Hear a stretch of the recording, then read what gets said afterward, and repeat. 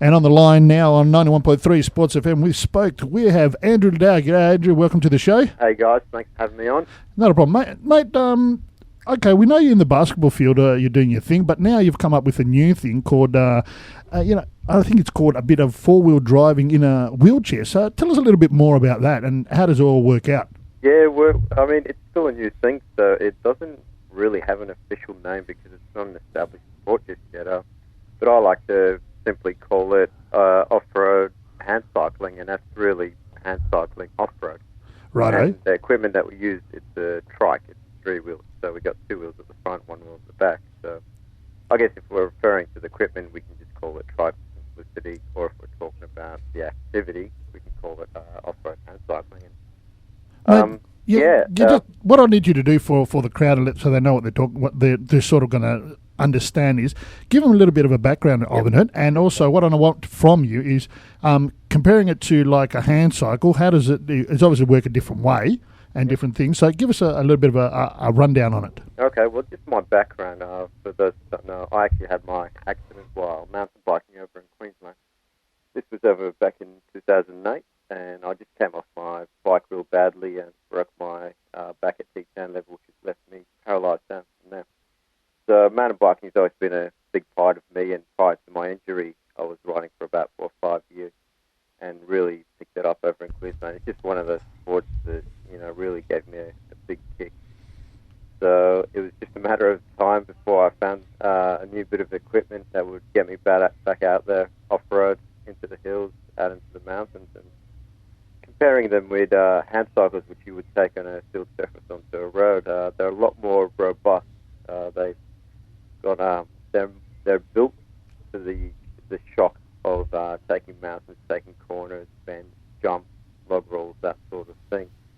So the equipment itself is probably a little bit heavier than what you normally take onto a road.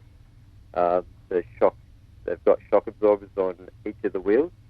You've got a handlebar which you use to steer, but also you've got your gear shifters on there as well as your brakes. So it really simulates a standard mountain bike with all the handlebar functionality.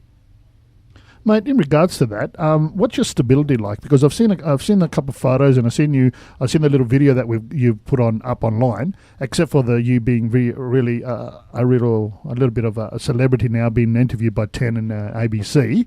Mate, what's the stability like on it, and is it easy enough to handle? Yeah, stability is amazing, especially when you're taking corners.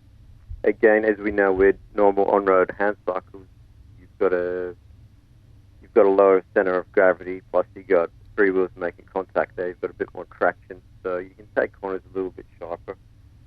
And you've got 2 options. You can you've got the hand crank, which are below your chest, but also you've got the handlebar. So you've got the option to slightly change your position if you're getting a little uncomfortable.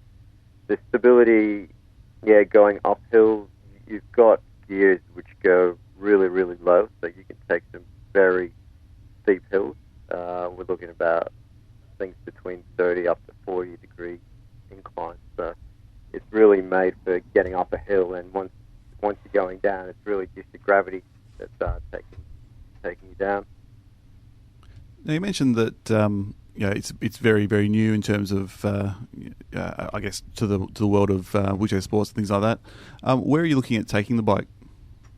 Yeah, it is relatively new. It's been around in Europe a lot longer than anywhere else. It's also big in Canada and the US. Unfortunately, we only got one of these hand cycles in Australia, and that guy just happens to be in Perth as well. So it's still kicking off, and really there's very, limited tracks, because mountain biking in general is more for single track, and especially when you head over to the hills in Perth, you'll notice that people tend to enjoy their single tracks a lot more than their wider trails.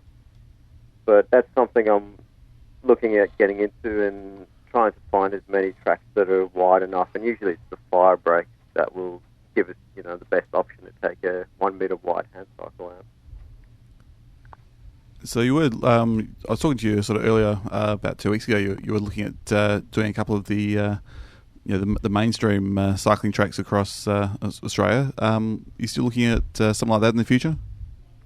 Yeah, there's all kinds of trails. There's trails over in Queensland that I'd like to take on as well. And one of the big things I want to do is my 5-year anniversary is actually coming up later in December this year. So I'd like to actually go back to the trail where I had the accident and go past where I actually fell off the bike with the guys that I used to ride with. But also I've got the paramedics and some of the passersby that help stretch me out as well.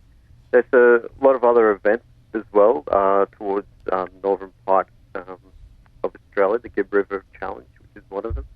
There's things like the Cape to Cape, which runs from Dunsborough down to Augusta.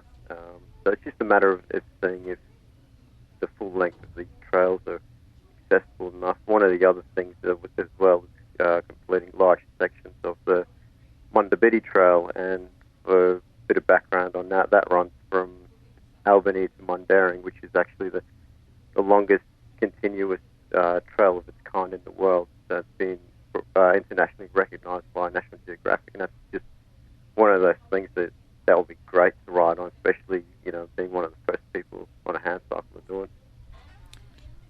Mate, we're looking around and we're looking at I had a look at a couple of the photos of it. It looks like an expensive piece of equipment. What are we looking at money-wise in regards to getting one of these pieces of equipment? Expensive. It's relative to what you're comparing it with. Comparing it to an on-road hand cycle, it's relatively priced very well.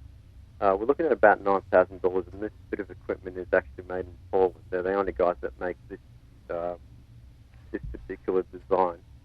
And $9,000 might seem a lot comparing it to a normal mountain bike, but if we compare that to a hand cycle on road, that's a relatively good price. But my aim is to actually raise enough money for Wheelchair Sports WA to purchase their own hand cycle, so that any of the members in our association can pretty much just give it a shot, give it a try, see if they're interested in taking mountain biking. And I know there's people out there who have had accidents on motorbikes and push bikes and things like that. They'll be very keen on getting onto one of these things and just really getting that feel that they're not going to get on a flat surface. So in terms of if anyone out there also wants to help out or get involved, the best contact Wheelchair Sports?